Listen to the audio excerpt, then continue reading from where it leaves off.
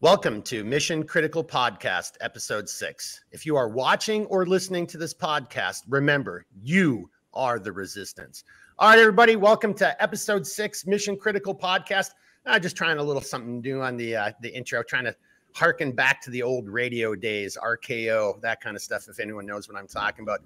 Hey, Episode 6, here we are. It's the 16th of May. Beautiful day here in northern Minnesota. Hope it's a beautiful day wherever the hell you guys are located, guys, you great guys and gals. The theme of tonight's podcast, and I'll basically I'm going to tell you the theme. We'll do some introductions. We got a little bit of housekeeping, and then we'll jump into the heart of the matter.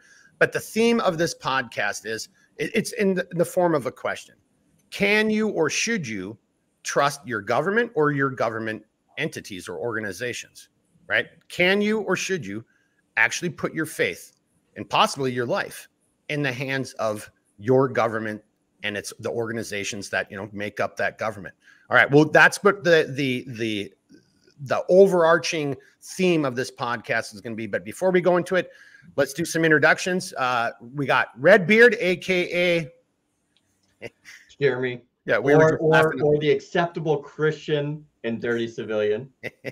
ACDC. We were just laughing at the beginning of this because our guest will explain it. Well, actually, let's just turn it over to our guest and he can tell the joke that we were just telling. All right, we got a really special guest here. I love this man. He's awesome American. Take it away, sir. He's talking to you. No, I'm talking to you, goofball. Go ahead. Anyways, Go ahead. My name's David. Obviously, I served with Mark in the agency. I like to tell people he kept me alive in a few of the more pleasant places in our world. Got to go on a lot of cool road trips and fun things like that where oh, yeah. We need to make that t-shirt, by the way. Yes, a road trip into the desert, you know. But I'm here in Reno, Nevada, and about a few miles behind me is the 11,000-foot Mount Rose. Beautiful day here as well. Finally getting some good weather, but, you know, just another guy out here concerned about everything going on. Hey, do you want to do a quick little intro? Because I know it's going to come up, your affiliation, Reno Dads. You know, so for the record, David is not affiliated with the agency anymore. Neither am I. Well, so here, I'm Mark. You've seen the other podcasts. You know my background, small business owner, military agency. But David, you want to tell a little bit about Reno Dads? So here in Reno, a buddy and I, we created a small social media organization called Reno Dads, where we promote fatherhood, talk about fatherhood, encourage people to have the conversations that surround one of the most important jobs in the world, up there with motherhood. Fatherhood is statistically one of the most important things a child needs, you know, in their lives to have a good, successful life, or at least have a chance at one, right? Talking about opportunities.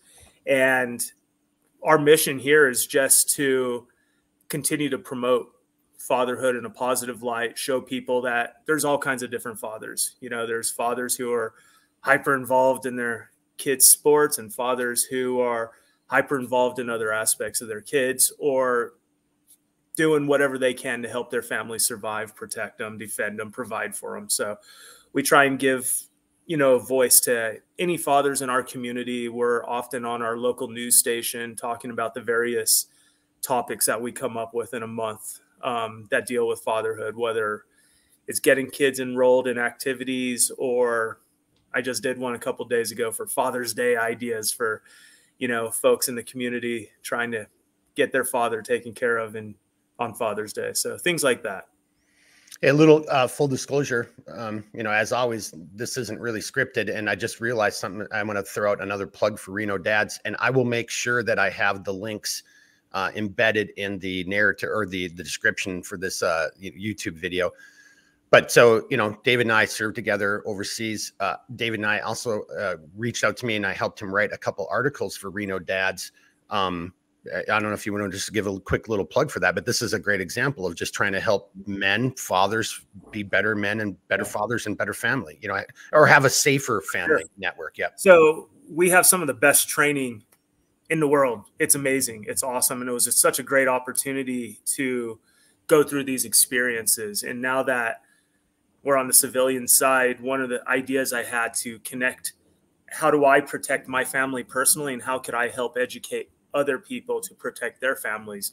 So we wrote a surveillance detection type article, how to protect your family, making sure, you know, you could identify if somebody's following you or following your spouse more likely, right? And how to protect them, give them tips on how to identify that surveillance, what to do if they are concerned that there is a surveillance. And we use surveillance because that's just the term we used overseas.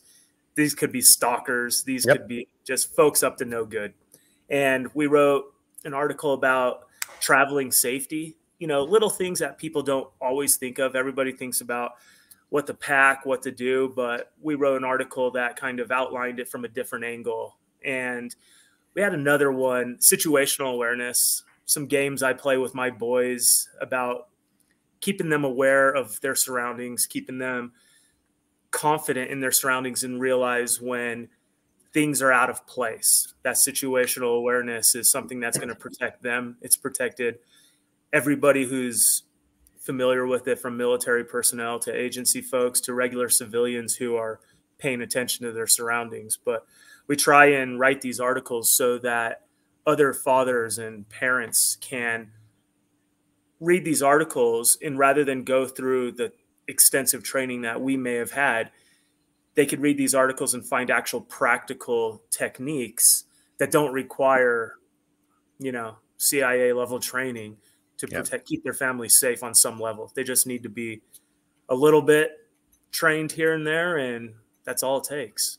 And lessons learned are lessons learned, you know? Yeah. So you know, again, wouldn't it be nice to have the, you know, like, hey, I get to learn something and maybe identify whether it's a shortcoming or a not to do or must do type of event, without having to go through the pain and the possible loss of life or the threat of loss of life or whatever other type of hardship. So I really enjoyed writing those articles with you. And matter of fact, maybe at the end, before you bounce, we can sit and talk about that a little bit. But before I get into the heart of it, and see, this has real world implications, as David just said. So Jeremy, not throwing your dad under the bus, but I think you know the story I'm going to tell back from when we did the handgun training. Your dad told the story of somebody who was following him. And so had he read that, you know, we didn't have that article, we didn't write it back then, but you know, just because you're a guy doesn't mean you're invincible. I mean, if you're a guy and you think you're invincible, tell me where you're going to be so I can be somewhere else, because that is a recipe for disaster. And I'm not saying Jeremy's dad thought this way, but it was just like, you don't know what you don't know. And, you know, but we'll get to that. We'll save that. That's a little flavor commentary for the end when we get into it. So without further ado, then, guys, I'm going to get into the heart of the podcast here, right? So, all right. So, for all you great, you know, men and women who are watching this podcast, well, first, a little bit of housekeeping. I'm sorry, 2 pieces of housekeeping. So, we're just a bunch of knuckleheads. You know, we're not spending advertising dollars, and we're not in some giant studios. You know, this isn't Joe Rogan or, you know, Elon Musk or, you know, who's another big podcasty guy, you know, Ben Shapiro or Dan Bongino. You know, we're none of those things, right? We're just some knuckleheads. But we do have, you know, a burning desire to be better. Right? And that's one of the reasons David's here, because it's the same thing. I want to be better. And if there's a way that I can use my experiences and share them with people, and if only 1 out of 100 people pick up that diamond in the rough and it helps make a difference in someone's life, well, then this is all worth it. And on that note, so again, you know, the production quality is low. You know, again, we're not millionaires. We're taking the time out of our life. But I have to give a huge, huge shout out to everybody who has watched the video so far, and especially for the people who've left comments. And we will do better on this going forward. Again, you know, we're running like 6 different lives, you know, all crammed in a 24-hour day. Jeremy's been responding to some of the comments. I need to get off my ass and carve out another 4 hours of daylight so I can do it as well. But I've seen a bunch of the comments, and God bless each and every one of you. I mean, some people have really taken the time out of their day to really give their opinion or share an experience or a story. And so thank you very much, because that is, and I'm speaking for Jeremy, but I know I am. That is what one of the intents, you know, that is one of the purposes of this podcast, is to create that type of interaction so we can all benefit from each other, right? Because we're all on this beautiful blue marble we call Earth. We're all on this, you know, this planet together. And if we don't start working with each other, we're going to mess this up, right? And so huge shout out to everybody for all the comments. Keep them coming, you know, leave comments below. And then Jeremy's got a huge shout out that he needs to give on housekeeping, right? Yeah. Yeah. So we actually, we had somebody that, you know, watched our videos and basically was like, hey, you know, like, here's the deal.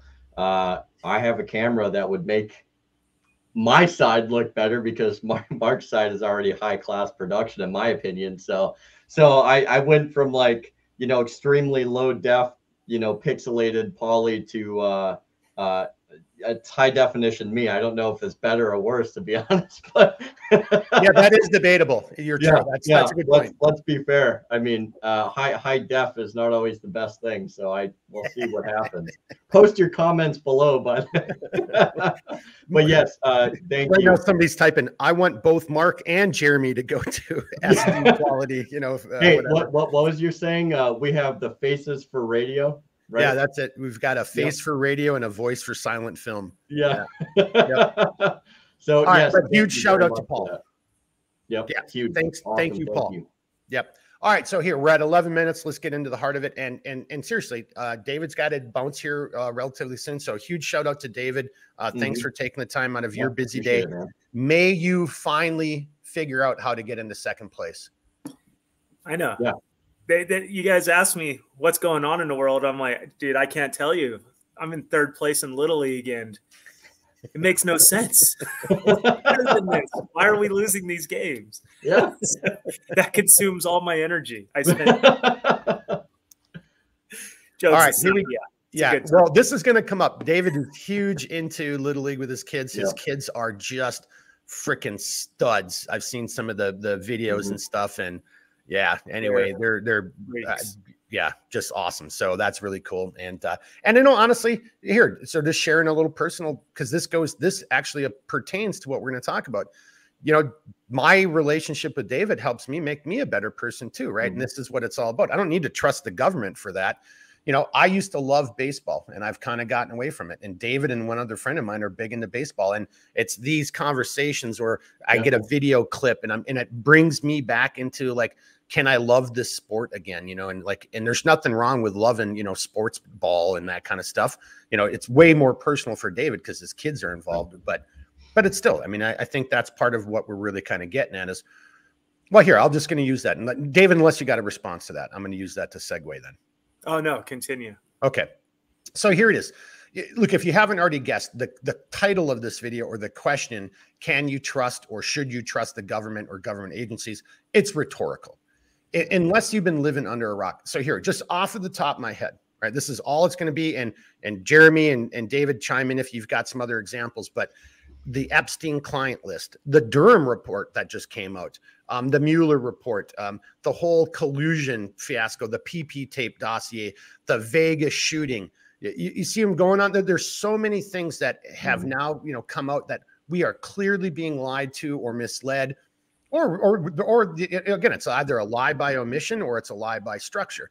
But more and more with each passing day, you should be looking around yourself saying, why in the fuck am I even paying taxes? Excuse me, I said I was going to stop. I was going to try to limit my F-bombs. Well, that's my one F-bomb for this 30-minute section. I get 2 more for the whole. It keeps it PG-13 with me. Well, you know, we're trying to do a little better, right?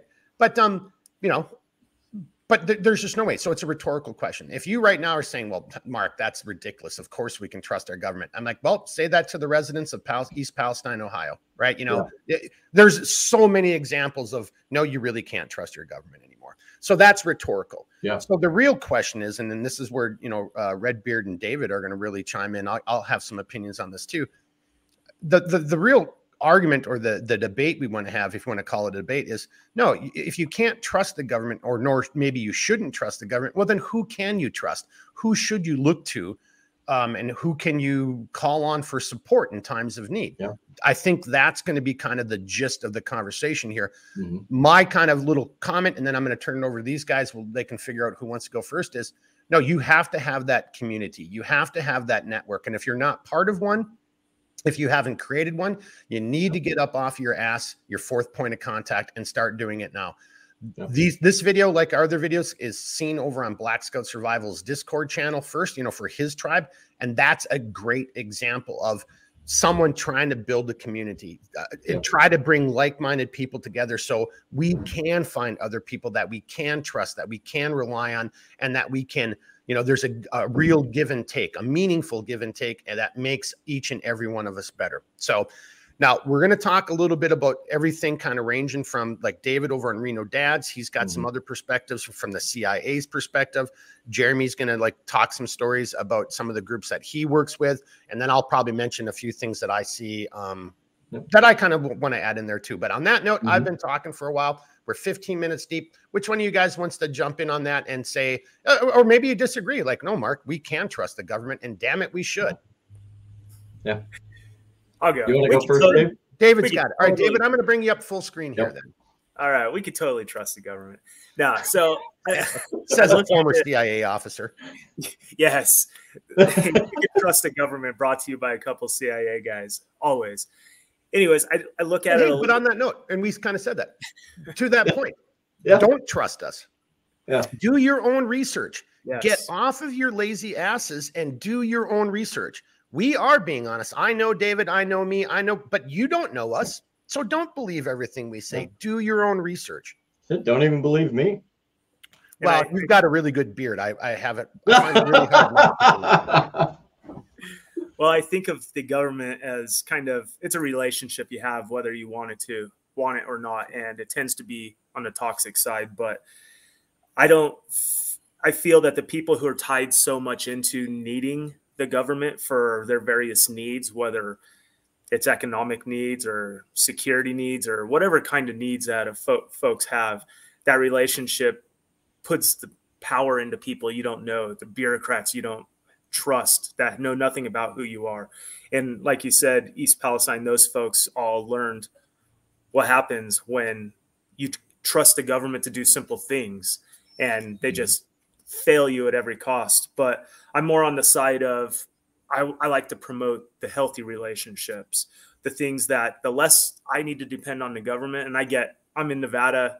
We're very, well, at least the old Nevadans are very libertarian, right? We just want to survive on our own, do it our own way, let people be themselves, whatever it is, and make our own decisions here at the state level. But anyway, so the relationships I like to encourage are getting involved in your community in various fashions. And for me, it's easy. I got kids. Kids open up all kinds of opportunities to get involved in the community. Like we talked about, I'm heavily involved in our local Little League. My kids do travel ball, so I'm very involved in the travel ball world also, which is another community of like-minded people who maybe not politically, but we are all focused on, giving opportunities for our kids, spending time with our children, watching them play baseball, giving them awesome opportunities like that. But other communities that I'm involved in that I think anybody could get involved in, and it doesn't have to be, something, dare I say, more extreme, but they are patriotic organizations like the Elks Club or Masons, or I'm even part of the Sons of the American Revolution and a few other organizations here in Reno. Granted, I don't have a lot of time to be heavily involved because of the kids, but I believe in these type of organizations enough that that's where I put my money. That's where I put some of my free time, and building those communities that are outside of the government parameters, right? The government's not funding any of these. The government's not creating rules for any of these, not involved in any way. It's just like-minded people building communities, sharing similar values, talking about those values, something that we don't do enough in our society is actually talking about our values and what we believe in a way that encourages other people to see our point of view rather than, shoving it down somebody's throat saying, this is the way you should do things. But here's what I believe. This is why I believe it. This is why I believe it's good for our communities.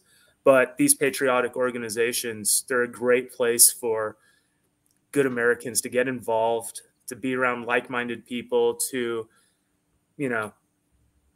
just stay active, stay in the conversation, stay part of all your communities wherever you're at. So that's like my long pitch on getting involved, staying active. Like Reno Dads was built around the same idea. We just wanted to celebrate this idea of fatherhood and get out there and share it with the world. Hey, do you mind, before we go over to Jeremy, can you give us perhaps, like, because I know you do a whole bunch of stuff at Reno Dads. Can you give us like an example? So because maybe there's somebody else out there who's like, wow, that's a great idea. You know, again, and I'll have a link to your guys' webpage. Because I mean, seriously, isn't that a model that could just simply be duplicated by somebody else somewhere else? Oh yeah, it's not only a model that could be duplicated. I'd love to just help people get their own thing off the ground. Heck yeah. It's almost stupid easy. You set it up.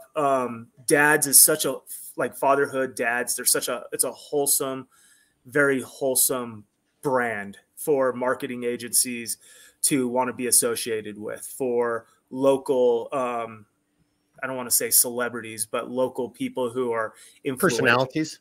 Yeah, personalities. Everybody wants the news. Everybody wants to be affiliated with us, whether that means helping us in our mission or just attaching their name so they could check the box and say, hey, I'm affiliated with these guys. They're good. They have a good mission and good values and all that. So it's awesome. And when we started it, we're kind of joking. The guy I run it with, the other co-founder, we call ourselves the Founding Fathers, but if you like that one. But we were like, we could get a free meal once in a while, you know, by doing this and then sharing all these ideas or things about our community. Awesome. And we've been able to monetize it to a point where it kind of funds itself, you know, the website and those kind of costs.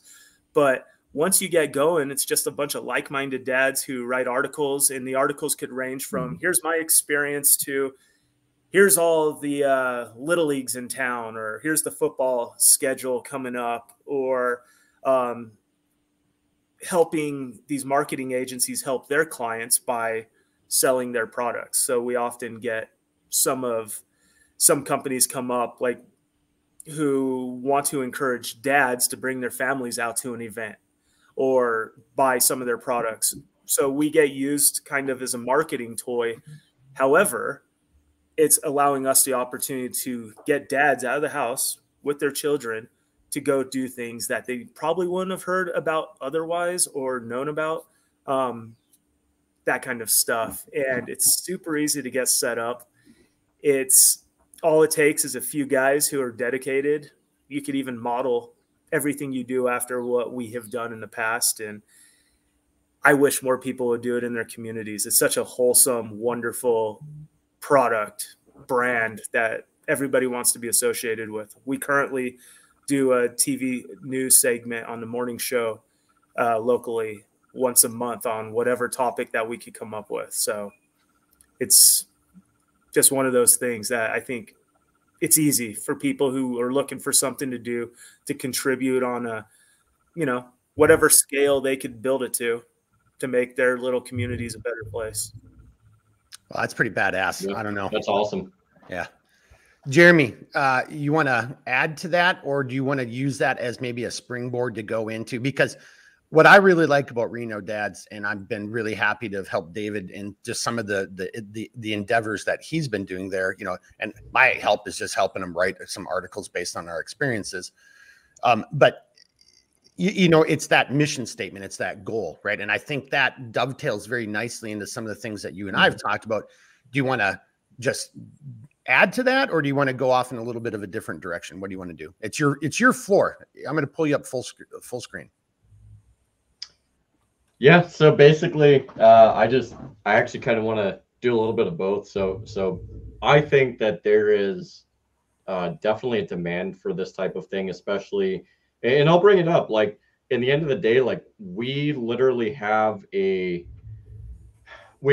have a problem in this country when it comes to fatherless homes, and when it comes to not having a father present at all, in many cases. And I get that there's variables to that, but, you know, like, I could also see something like this being conducive to, you know, to even to an extent to where it's like, hey, look, like, these are men who, like, are examples of what a father should be, right? And it's an attractive thing, because look, if there's you know, a situation where there's a fatherless home, like I could see something like this also being good for just being a mentorship thing for kids who don't have an available dad, because it's like, look, like you have guys that are coming together already that are trying to provide like the best level of fundamentals possible for the children, right? And being able to provide like an environment of growth and learning and stuff like that. And it's like,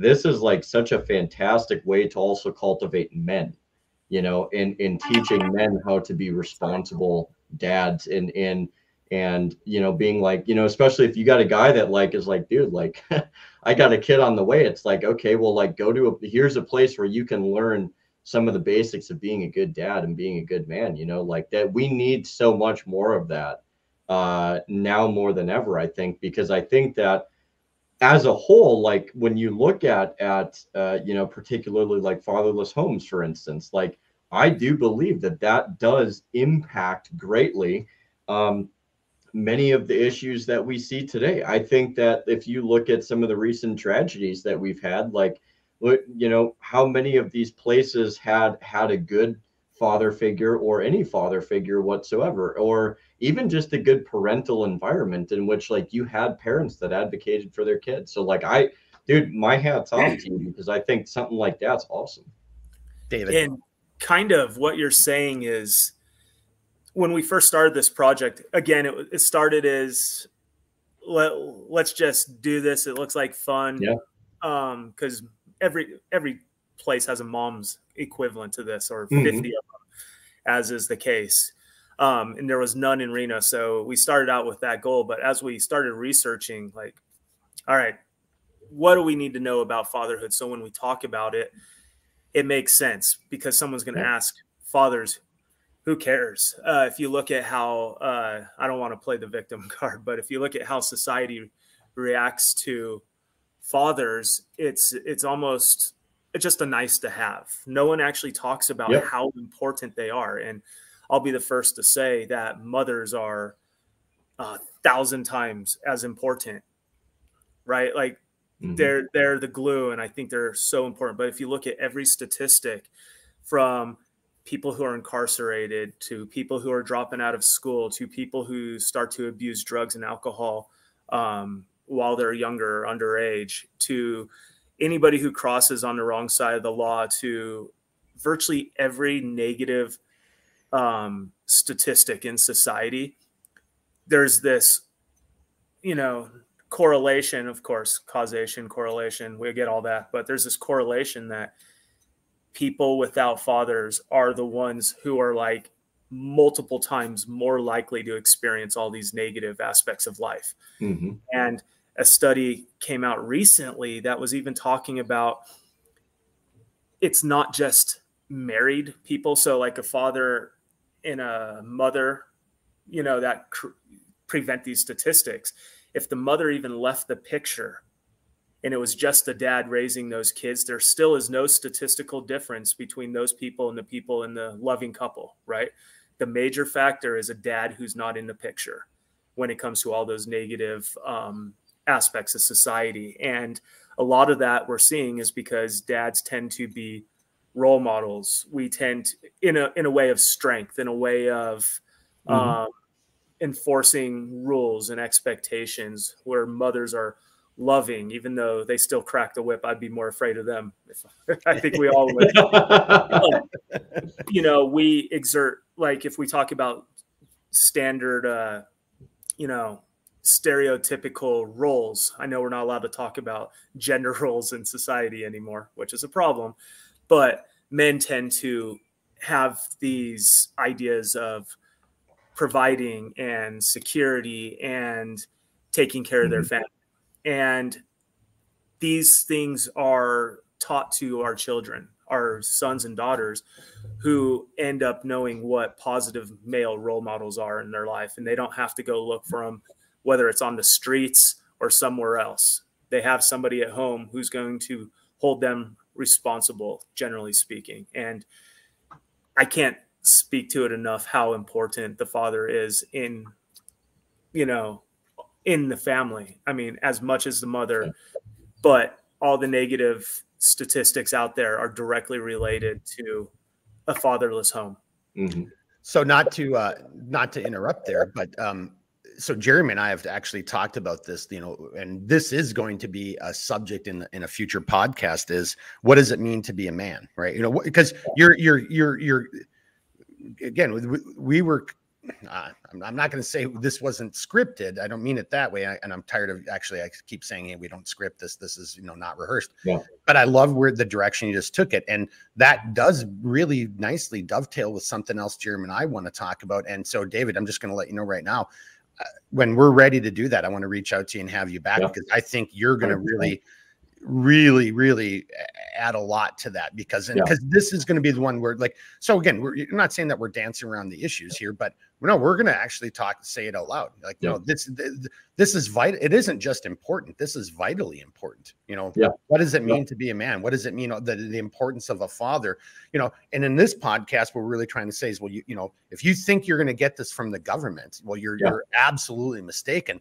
Right. But, you know, again, and I don't want to go too far down the rabbit hole of what you're saying, David, but that's, in my opinion, an incredibly important subject that, for whatever reason, very few people are talking about in society nowadays. And, you know, and all I was, before you kind of went the direction you did, David, I was just thinking of is, like, you know, when I first moved back here after I left the agency, you know, a bunch of my friends are law enforcement, you know, and I kind of knew some guys here in the Duluth law enforcement, and kind of got to know a few more. And then I assisted them in this thing called the Duluth Police Activities League. And what I did is, I was just kind of like, I don't want to say a survival guide, you know, but I had the kids shooting archery. I was teaching them archery. I was teaching them basic land navigation, fire starting, shelter, that kind of stuff. And it was unbelievably eye-opening to me, to, like, how many of the men, the police officers and the counselors and stuff who were part of this whole thing, they didn't know any of that shit either. So that's a huge thing to me. So when we come back to this conversation, I guarantee that's one of the directions I want to take it, or that'll be one of the points of intersection. Because it goes to your point, David. This is what men do, right? And so for our conversation today, like, is this something that the government provides? No, it's, you know, I know that's another rhetorical question for everybody watching.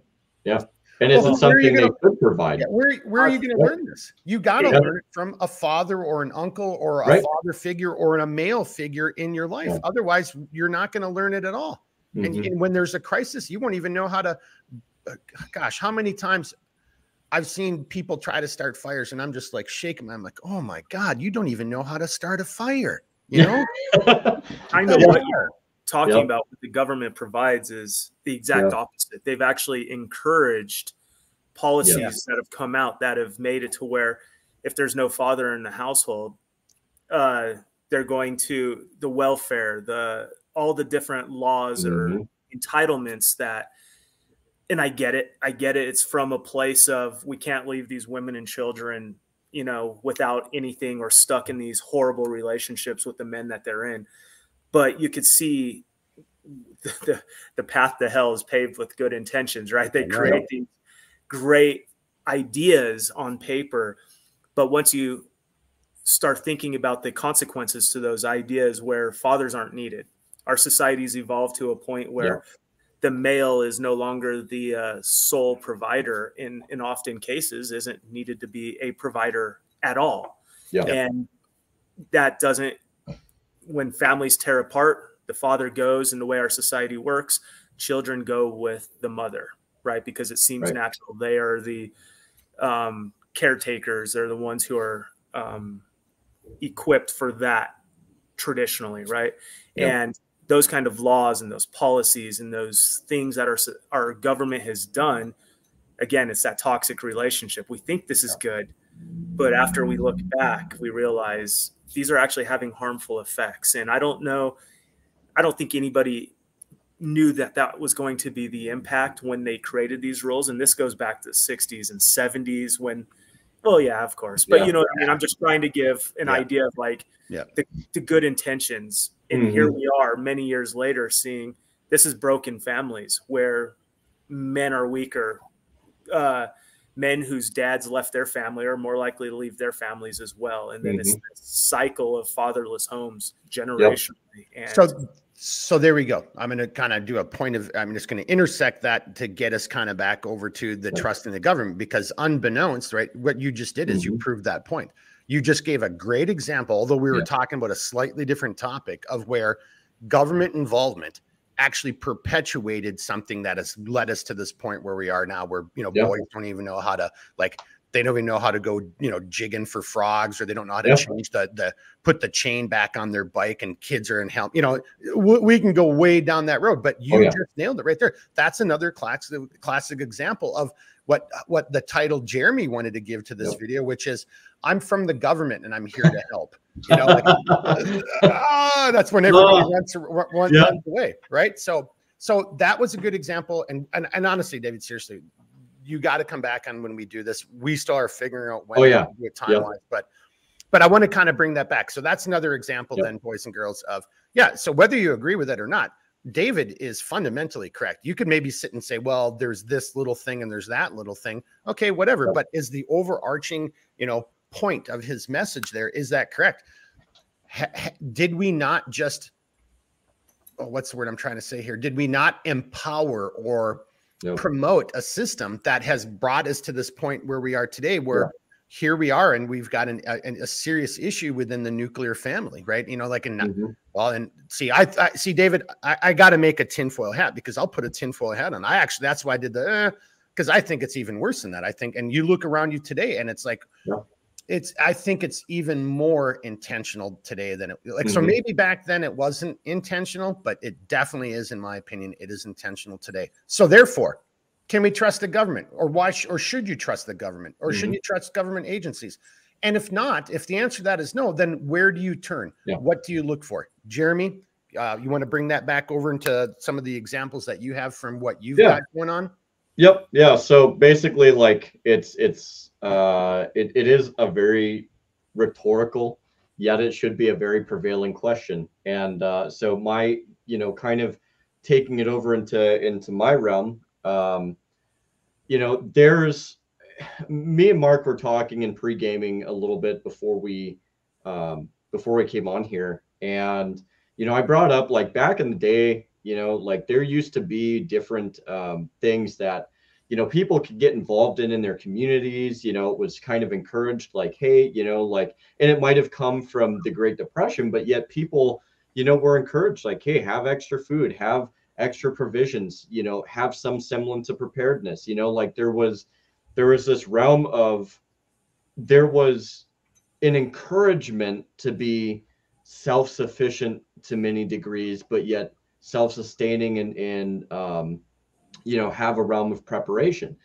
And somewhere along the lines, you know, we got away from this mentality in society to where now it's gone almost a diametrically opposite. I would say it's gone a diametrically opposite way, to where, my God, you have 3 months or 6 months or a year of extra food storage, and you have, you know, a generator that you can run stuff off of, and how dare you have, you know, firearms with X amount of ammunition, and basic redundancies that was not really looked down upon before, but now it, you know, God forbid it would get you on an extremist list. You know, you're looking at, you know, in many states, there's literally pieces of law or legislation that have been passed to where, like, if you get together with a group of people to do shooting activities, it's considered militia or you know, like, extremist type activity. And it's like, you know, at what point, where did we go wrong? Like, you know, and it's all backed by this idea of, like, oh, you don't need these things because the government will be here to help you. Well, if the government was here to help you, if they truly cared about you, then why is it that they don't want you to do these things? But yet, if you look at, what was it, a couple months ago, or like 6 months ago, Mark, where you had places like New York that were literally like, oh, like, here's duck and cover things, stuff that, like, this type of propaganda you didn't see since, like, the 50s, 60s, and 70s. And it's like this weird dichotomy to where don't do this because you're an extremist, but we're telling you to do this because we like ultimately we don't want to be responsible for actually helping you. We just want to make it look like we're here to help you at the cost of your life. And it's extremely, it's highly destructive. And this, like, I will even fold this into, this is where I am a huge advocate for. This is why we have natural rights and liberties. This is why these things were codified, because these things cannot possibly, one, be understood by government, more or less. That's why there is a huge emphasis in like, these are things government doesn't touch.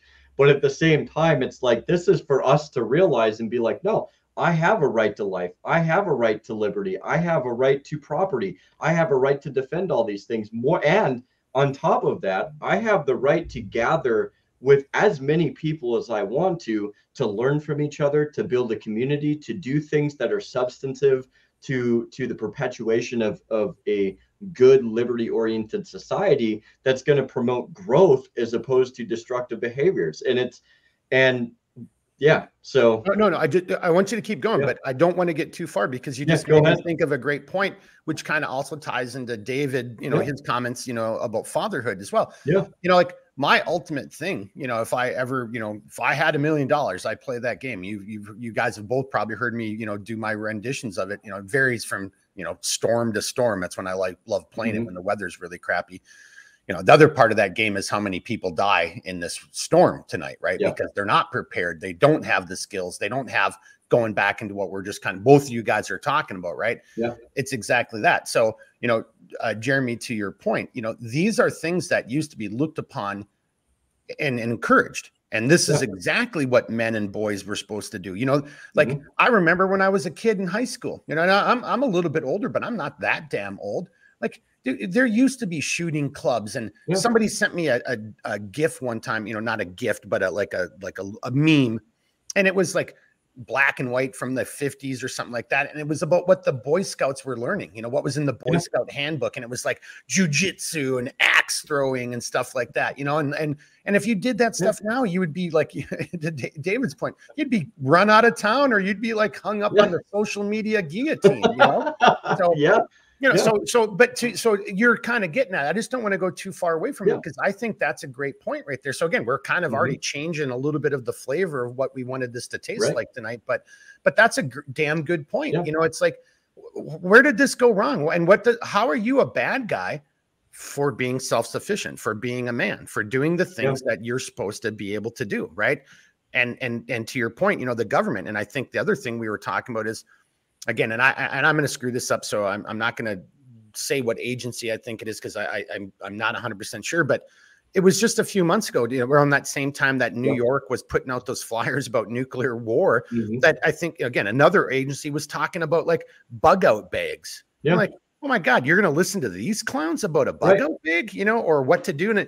And so to your point, Jeremy, it's like, that's a huge dichotomy. Oh, I thought this was bad. But then you guys are saying, oh, it's okay when you do it, or if I come to you for it. But if I go and do it myself, then I'm an extremist. Like, that doesn't make any fucking sense. Right. Well, and it's and to that point too, like so like I'm part of a group here in the local area that like it's basically, for all intents and purposes, it is a shooting group. We get together and we shoot and we do a lot of different things, but it's become, even just in the short amount of time that I've been here, like we have branched out in doing like so many different things in terms of like we're setting up basic gunsmithing, like how to care for your firearm, which is something that I'm heading up. So we'll be putting together like a basic like gun care, firearm maintenance guide.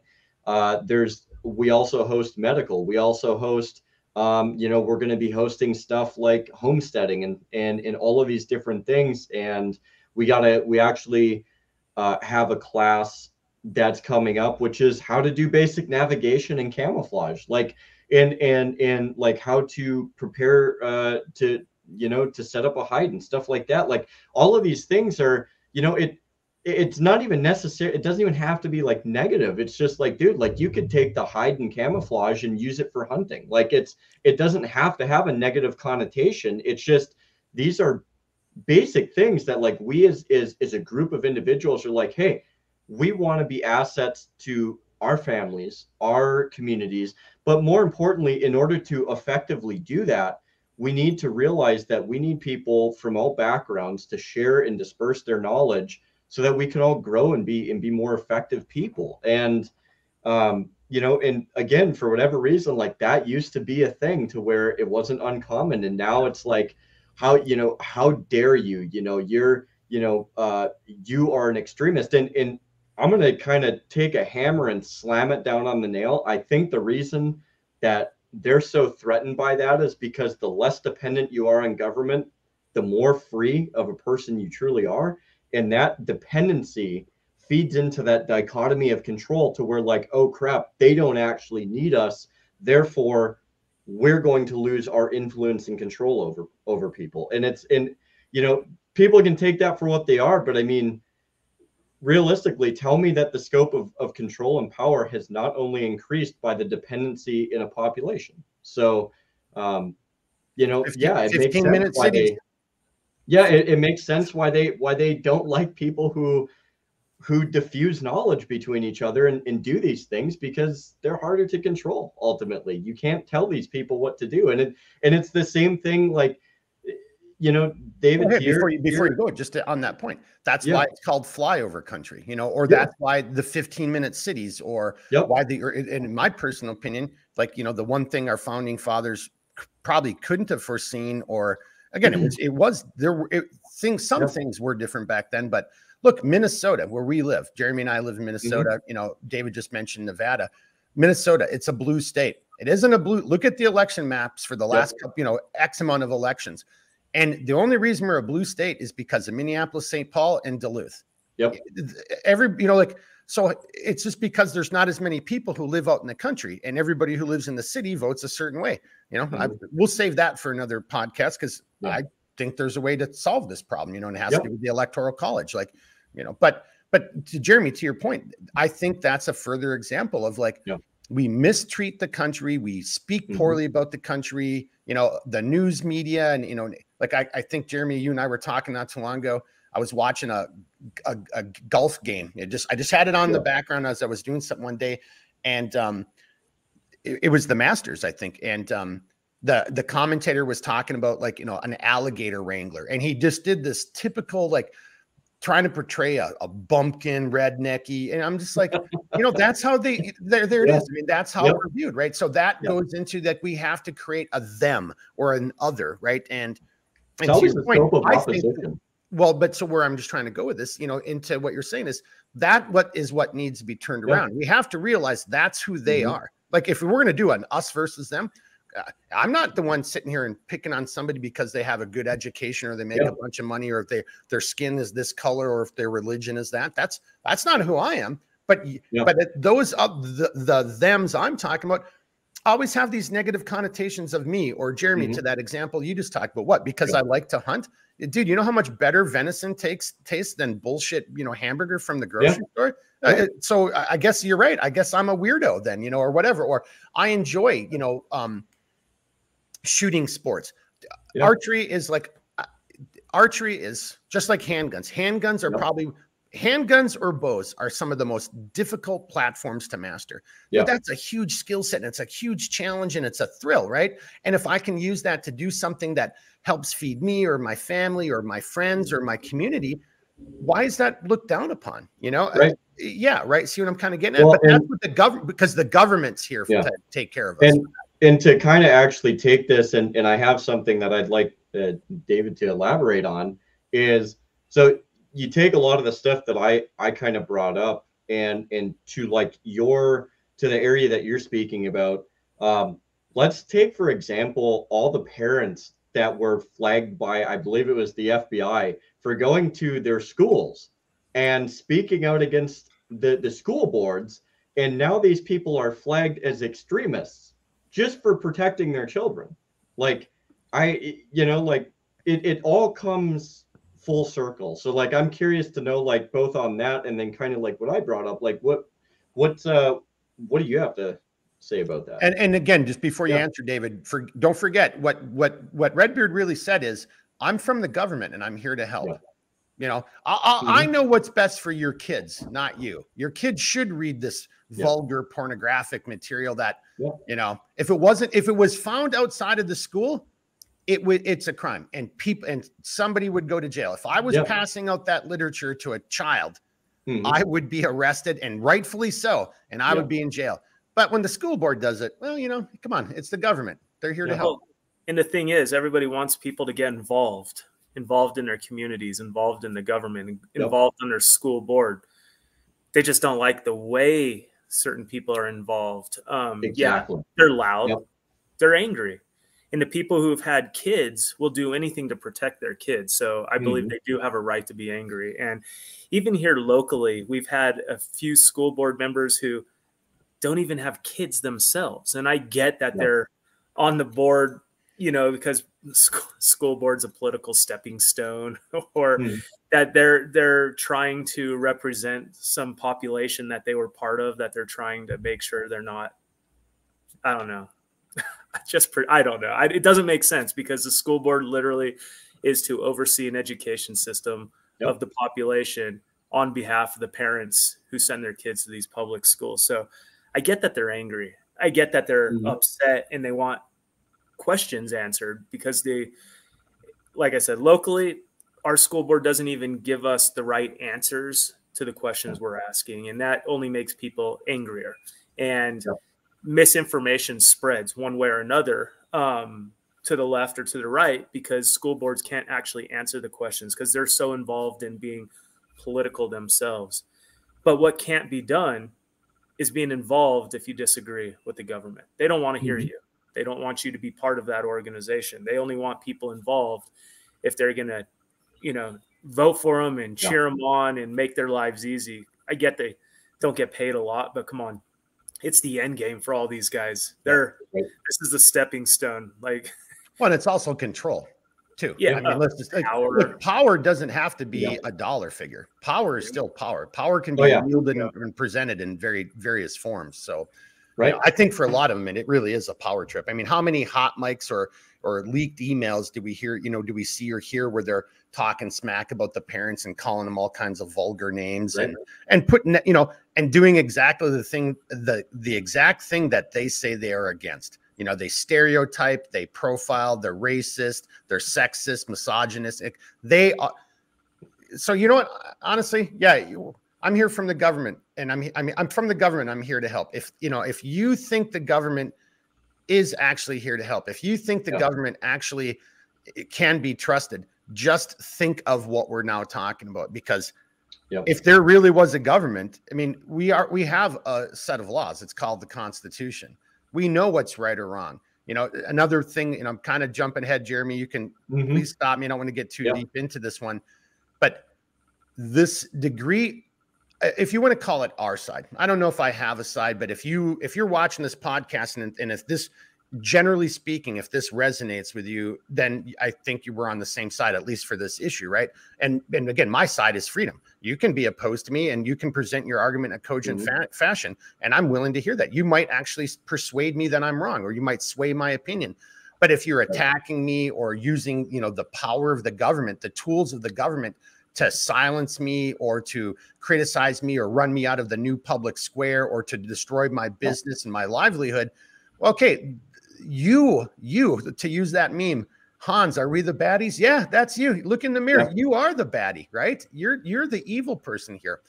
Hey guys, I'm sorry, I just kind of went a little bit of a rant, but I really like where this has gone, or where it's going.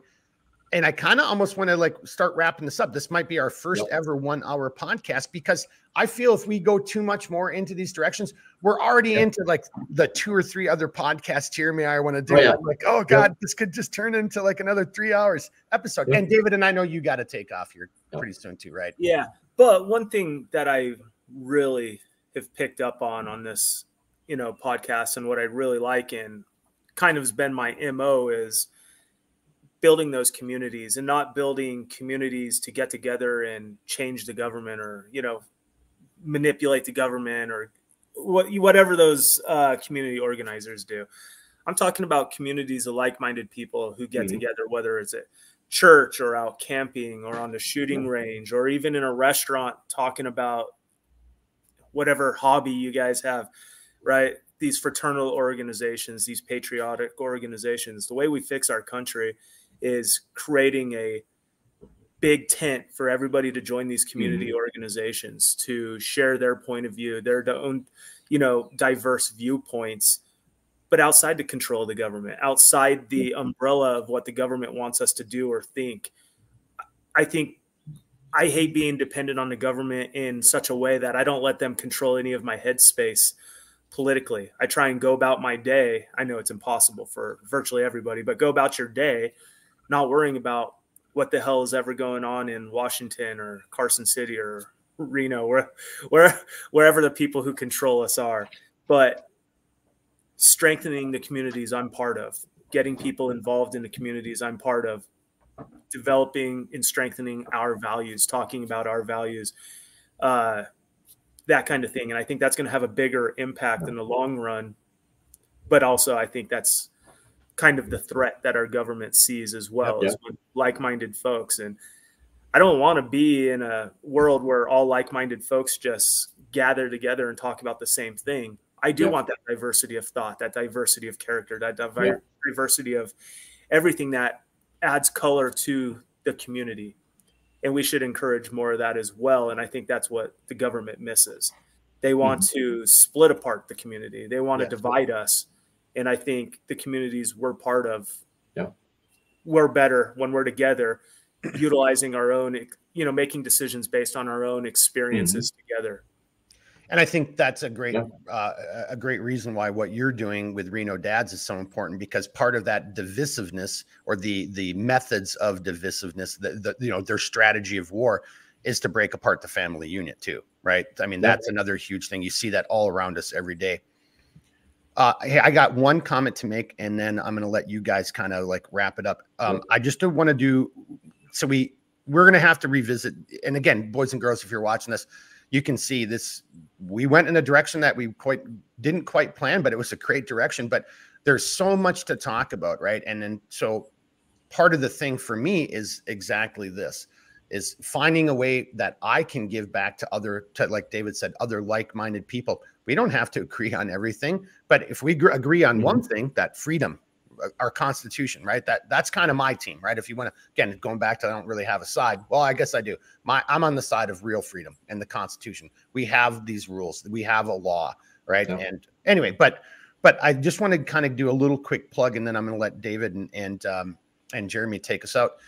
You know, there's so much. So technology, this right here, this has given us the opportunity to speak with each other. We were able to bring David in here, and he gets to share his thoughts with you. Please leave comments below. That's another way for us to all communicate, because ultimately, 100%. You know, what David just said, what Jack is doing over at Black Scout Survival with the tribe and the Discord, it's the same thing. You have to start finding your communities, and this technology can help you do that. So I don't know these guys at all from what I'm about to say, but I follow these guys, you know, and some things I like, and some things I'm like a little bit, you know, and Jeremy and I talked a little bit about this, but I follow this group called the Appalachian Rangers on Instagram. I don't know them. I don't know those guys from Adam. I like what they're trying to do, right? Because they're men, and they're here to serve their community, and they've got these backgrounds, these skills, these interests, and they want to apply it, you know, for the common good, you know, during disasters and emergencies, and even if it's a zombie apocalypse grid down scenario, whatever, it doesn't matter. Like, don't you want some people who would know how to like help protect you and save you? Or are you the person who's just going to come to the people like me and say, hey, we're the government, and now you have to give us all your shit because we didn't plan for this crisis? Yep. Well, you know, you know how far that's going to go, right? That isn't going to go over very well with a lot of people. Like, no, this is mine. This is my money. This is what I've devoted my life to. These are my resources, my skill sets, my property, you know, my whatever. But I'm here to tell you this, my humble opinion, in Duluth, Minnesota, if there was ever that type of scenario, the city council and the whatever, they would be trying to take everybody's resources because that's for the better good. Like, no, the better good is you guys didn't plan for this shit. That's on you, not on me, you know? All right. So that's kind of my little thing. You can see how we're going to do more of this. I want to bring it over to David and Jeremy. I know you've got something to say to that and an outro. David, again, I just want to personally thank you again, my man. We got to make those t-shirts, and we'll save that story for another day too, but we got to make those t-shirts because that was such a fun adventure. What do you got? You got the floor here for however long you think you need to take. Nothing much more. I mean, I've said my piece on where I think communities kids strengthen and how us as men should be the ones being active and getting more involved and taking that lead. Men, as we get older, tend to be more secluded, more alone, just at peace being ourselves. But we need to make sure that we're sharing our knowledge and our experience and our values with the communities. So it's the same thing. A family needs a father and communities need men. And those men need to be the ones out there taking the lead. Otherwise, the people who are taking the lead, they're not men I'd follow. I wouldn't follow them in silent prayer. You know, like we have to hold it to ourselves to not defer leadership, but to step up in our own communities and become the leaders ourselves. And of course, it's easier said than done. You got to be involved. You got to be connected. You got to know where to go first, but take that first step. Find a community you could be part of, get involved. And that's what's going to make America stronger. Pushing more men out there, showing them, right? Other people control the narrative. The media controls the narrative. That's why fathers are looked upon negatively. That's why masculinity is looked upon negatively. They throw words in front of it that they imply all masculinity. You know, there's stupid things that men do. We get it. We know that's toxic. It's bad stuff. But generally speaking, we need more men displaying real masculinity, and real masculinity is also about strength, protecting, providing, doing those things for your family. And those are values that we're losing, but we got to get out there and demonstrate these to the world too. Yeah, you definitely have to come on for this next one because Jeremy and I have kind of already talked about this once, and like, what does it mean to be a man? And like, and I you know, there's so many people on the other side of the argument who would come up with all these negative things, and like, that's not my idea of being a man. Being a man, you know, like, so I don't want to, but again, there's a whole list of what, you know, hey, and you've just kind of hit on some of those and alluded to them. So you definitely have to be back for this because the direction you were just going is the direction that Jeremy and I definitely want to talk about. Yeah. So again, thank you. Just hang on a second, you know, even after we hit stop recording, but so we can still talk a little bit more. All right, Jeremy, on to you, your full screen, sir. Yeah. So there's just a kind of a few ending notes that I would like to say, and I want to kind of go to the realm of leadership because there's a saying that I've heard, and I don't remember who or where I saw it, but it was this idea that, like, you know, we spend so much time looking for leaders, especially as it pertains to leaders to elect to run a just constitutional government. And the thing of it is whether it's in our communities or in government or whatever, like, we need to stop wasting so much time looking for somebody, and we need to start being those people. We need to start being those leaders that our communities in our states and our country needs us to be. You know, and the biggest thing is, like, with what we do here, at least with the groups that I have, like, we have men, we have women, we have parents, we have all these different people in the shooting group. And the thing of it is look, I'm a firm believer, like, we have outsourced so many responsibilities to the government that we alone we should be responsible for. That is being able to defend our homes, to provide for our homes, to build up skill sets that's going to provide a sense of longevity, breaking this level of dependency that is you know, has become so rife with people's not only trust in government, but it's almost become an expectation, or it has become an expectation, to where big daddy government's going to come here and fix all of your problems. And the reality of it is like, we need to bring back and instill a culture of responsibility again in people, so that way we're not outsourcing these things. we need to bring back the responsibility of fatherhood. And I think David's doing a great job of that, of cultivating that portion of the culture. We need to bring back the responsibility of being able to defend in own property, and to have certain things, and to homestead, and to do all of these things that we used to do as people, and really cut those ties. Because in the end of the day, like I've said before, the more and more dependent that we become, the more and more controlled we become as a society. It becomes easier to control because the mechanisms that are used to control us are the outsourcing of responsibility. Like, oh, you need to go and buy food. Okay, well, like Mark said, like, if there's a crisis, like, who's going to stop the food from going? Who's going to make you dependent? If you're not already cultivating skills medically or food source or whatever the case is, like, and your dependence is reliant on an apparatus that realistically, let's be honest, does not have your best interest at heart, I think it's safe to say that that mechanism of control only gets greater.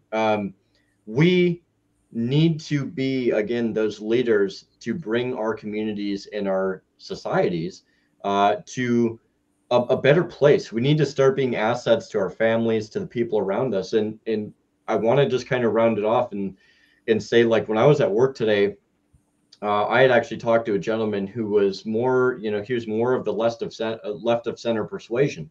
And, me and him had a really, like, open and honest conversation. I told him, he had just moved up to the area here, and we talked about, building stuff and projects. And I told him that I was a certified gunsmith, and we just, like, again, like, we just got into this conversation about firearms, and this guy is just like, yeah, he's like, he's like, I'm more of the liberal persuasion, but he's like, I'm looking to get a couple AR-15s and quite a few more firearms, because he's like, you don't know. Like, he's like, I have backups and redundancies because you don't know anymore. And I have to do this because you can't count on somebody else to do this.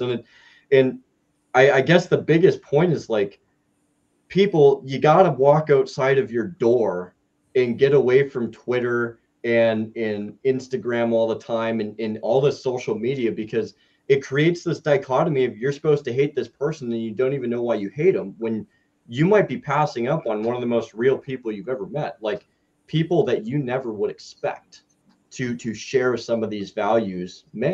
Like, go outside, touch grass, do stuff to better yourself, be an asset, and get to know people. Like, it's a fundamental thing that literally is going to break so many of these chains and these mechanisms of control and dependency that we see today.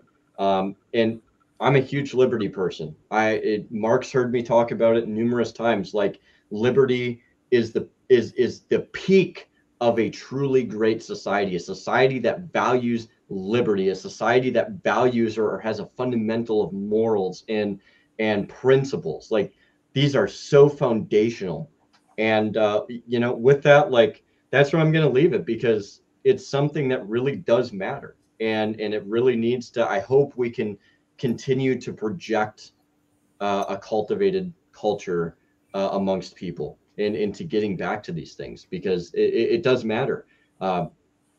Liberty is freedom with morality, right? Liberty is the greatest gift, in my opinion, and I might say this as a Christian, but to me, liberty is the greatest gift that God could have given humanity. We have the ability to do so much good and to do right by others and to be those examples. But in a truly liberty-oriented society, we can maximize that. So on that note, Mark, do you have anything you want to add? Or David, do you have anything you want to add? David? I'm good. I said my piece. All right. My only little comment is, well done, Redbeard. I know you're going to take us out on a new outro, just kind of like I was working on that new intro. Yeah. And, again, we already did this in housekeeping, but hey, Paul, thank you very much. That was a great gift. Much appreciated. Yes. Huge shout out again to everybody who's been leaving comments. Yes, we're getting better at this. Again, we're working through this. Bear with us. And that's the other part about liberty. Yeah. Liberty is messy. And all of this is messy too, right? And that, it isn't always going to be roses. So, and that's okay. It's a dangerous liberty as opposed to a peaceful slavery, I believe. Yep, there it is right there. Right there. Amen, brother. So there, I got nothing except a huge shout out to everybody who's watched this podcast and our previous ones, and we'll have more of this coming. We're talking behind the scenes. I'm really excited about what we're doing and where we're going. So stay tuned and thank you for watching this one. Redbeard, I'm going to bring you full screen and I'm going to follow your cue for well, actually, I'll just keep you right here so that way I can see you and I know when to hit the end recording. All right, go ahead, sir. All right. So on that note, everybody, we really appreciate everybody that stops by and watches us, you know, go on our tangents every once in a while. David, thank you very much. It's been a pleasure having you on here. We greatly appreciate it. Thank you, Paul, for the camera. High definition stupidity right here. But on that note, look, in the end of the day, we need good people in this world, and good people are essential to where the flame of liberty shall not be extinguished. And as so long as good people exist, it will not be extinguished. And on that note, amen. That's a wrap. All right. Thanks, everybody. We'll see you on the next episode. Take care, everybody. All right.